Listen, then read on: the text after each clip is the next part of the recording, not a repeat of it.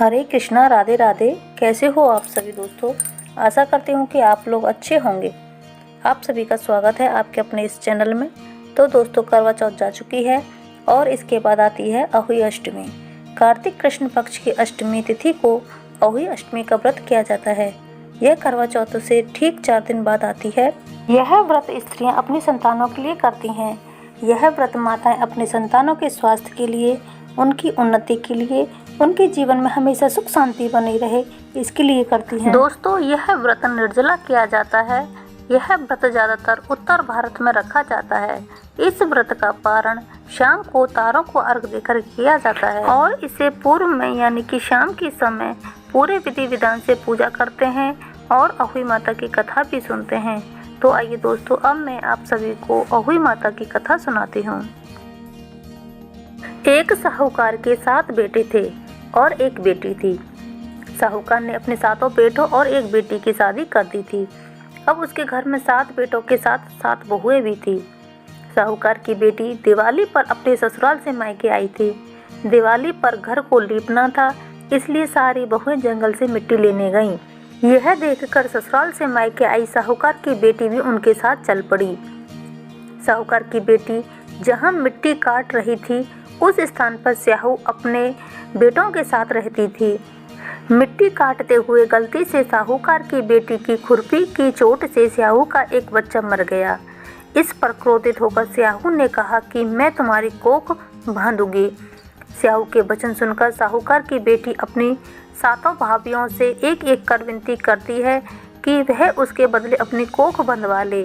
सबसे छोटी भाभी ननंद के बदले अपनी कोख बंधवाने के लिए तैयार हो जाती है।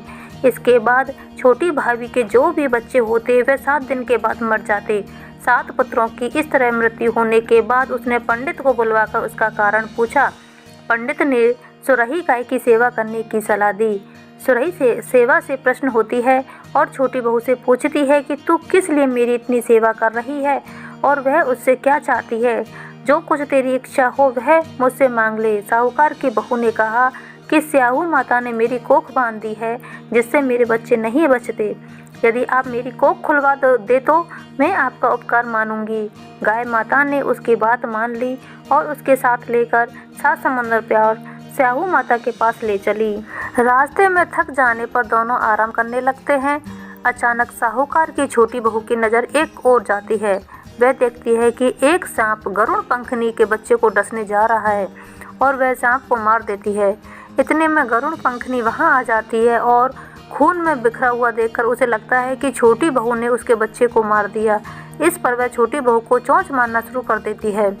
छोटी बहू इस पर कहती है कि उसने तो उसके बच्चे की जान बचाई है। गरुड़ पंखनी इस पर खुश होती है और सुरही सहित उन्हें स्याहू माता के पास पहुंचा देती है और वहां छोटी बहू स्याहू की सेवा करती है। स्याहू छोटी बहू की सेवा से प्रसन्न होकर उसे 7 पुत्र और 7 बहू होने का आशीर्वाद देती है और कहती है कि घर जाने पर तू अहोई माता का उद्यापन करना, 7 अहोई बनाकर 7 कढ़ाई देना। उसने घर लौटकर देखा तो उसके 7 बेटे और 7 बहुएं बेटी हुई मिली। वह खुशी के मारे भाव विभोर हो गई। उसने 7 अहोई बनाकर 7 कढ़ाई देकर उद्यापन किया। अहोई का एक अर्थ यह भी होता है अनहोनी को होनी में बनाना, जैसे साहूकार की छोटी बहू ने कर दिखाया था। जिस तरह अहोई माता ने उस साहूकार की बहू की कोख को खोल दिया, उसी प्रकार इस व्रत को करने वाली सभी नारियों की अभिलाषा अहोई माता पूर्ण करे।